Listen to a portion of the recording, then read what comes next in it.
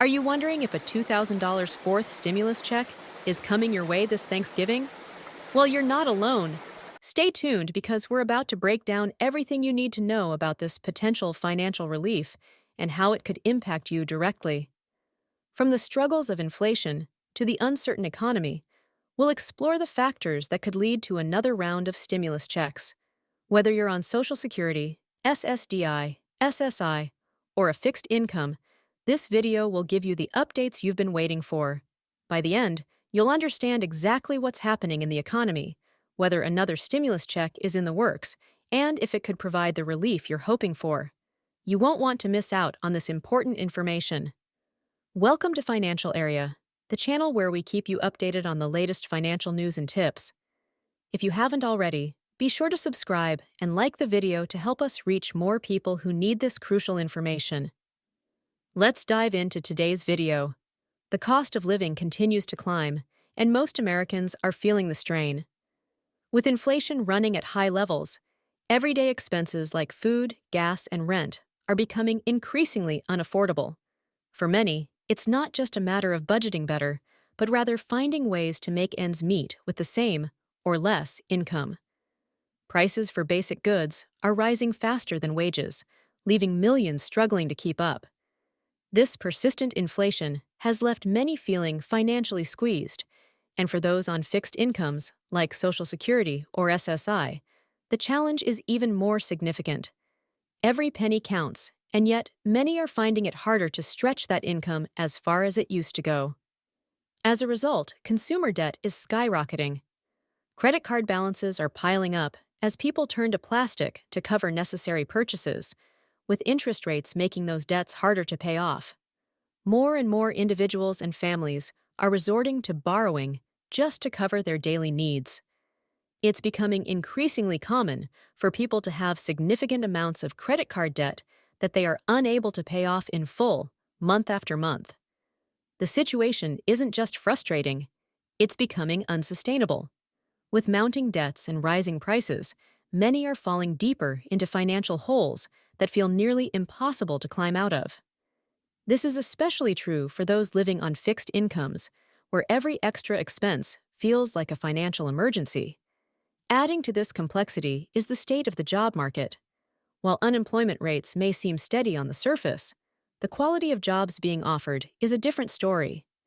More people are underemployed, working fewer hours or in positions that don't pay enough to cover the cost of living. Job openings are fewer, and wages are not keeping up with the rising cost of goods and services.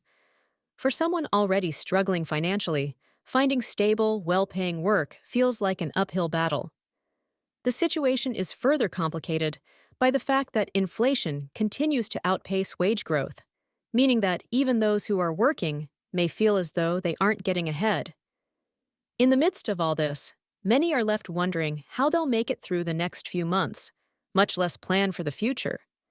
In times of economic downturn, when the country is grappling with high inflation and financial instability, the government often steps in with stimulus measures to help those who are struggling. Stimulus checks, or economic impact payments, EIPs, are a common response to a weakening economy. Historically, these payments are introduced to inject money into the economy, encourage spending, and provide immediate relief to citizens who are finding it hard to make ends meet. The idea is that by putting money directly into people's hands, it can stimulate the economy by increasing demand for goods and services, which, in turn, can help create jobs and support businesses. However, not all stimulus checks are created equal. The distribution of funds can vary based on income, eligibility, and the overall economic landscape at the time. In previous years, the government sent out checks to individuals across a wide spectrum of income levels, but the question remains, is this the best way to handle economic relief? There are arguments both for and against broad-based stimulus checks. On one hand, sending money to as many people as possible can help keep the economy moving. But on the other hand, it risks oversaturating the economy and creating inflationary pressures, which may only worsen the situation in the long run. As the economy continues to face challenges, There's growing debate on how future stimulus payments should be distributed. Some believe that more targeted checks, focused on those who are most in need, would be a better approach. For instance, individuals on fixed incomes, such as Social Security recipients or those dependent on disability benefits, are often hit hardest during economic downturns. Direct payments to these groups could provide much needed relief without contributing to broader inflation. With rising costs and diminishing savings, these fixed income groups are often left in a precarious financial position, making them prime candidates for targeted assistance. At the same time, there's an increasing focus on how the government manages inflation and economic growth. While stimulus payments are a short-term solution, they are also part of a larger, complex puzzle that includes the Federal Reserve's role in setting interest rates and managing the broader economy. The decisions made by the Federal Reserve, especially in relation to interest rates, can have a significant impact on the overall economic climate. When rates are high, borrowing becomes more expensive, which can lead to lower consumer spending and a potential slowdown in economic growth. On the flip side, keeping interest rates too low for too long can lead to excessive inflation, as we saw during the pandemic.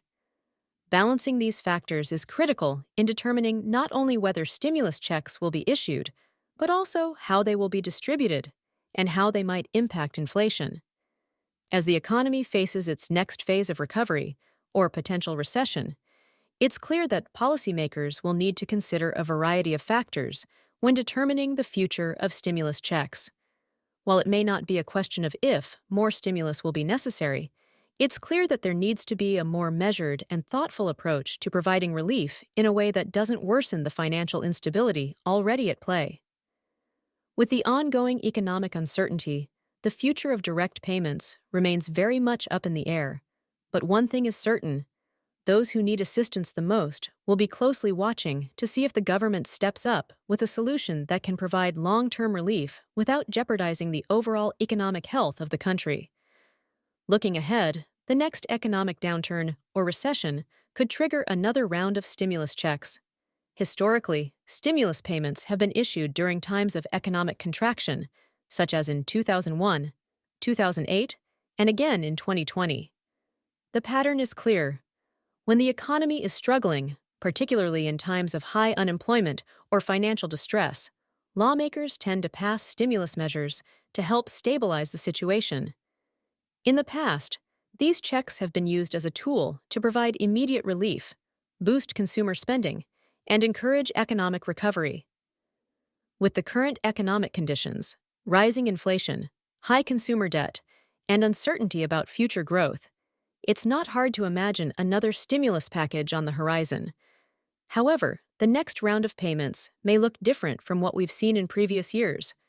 The government may take a more targeted approach, focusing on those who are most in need, such as low-income workers, retirees, and individuals on Social Security. The idea is that this method would ensure that the financial aid goes directly to those who are struggling the most, rather than providing broad-based relief that could potentially contribute to inflation. With the economy still in a delicate state, targeted relief could be the more effective strategy, allowing funds to flow to those who need it most without overloading the system. One of the key factors to watch in the coming months is the role of the Federal Reserve. Its decisions regarding interest rates will play a significant role in shaping the economic landscape. If the Federal Reserve continues to raise rates to combat inflation, it could push the economy into a deeper contraction, potentially leading to even higher unemployment and slower growth. On the other hand, if the Fed decides to ease up on interest rate hikes, it could spur more economic activity, but at the risk of increasing inflation further.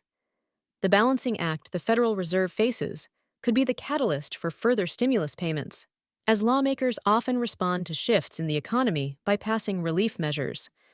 Another consideration is how the government might handle stimulus payments if inflation continues to be a problem. During the 2020 to 2021 period, the government issued stimulus checks to help boost spending during the pandemic. But the long-term effects of these payments were felt through rising inflation. As a result, there's growing concern that issuing additional checks could exacerbate the problem. However, if the economy enters another period of financial crisis, lawmakers may prioritize relief over the potential risks of inflation, understanding that immediate relief for struggling Americans could outweigh long-term economic concerns.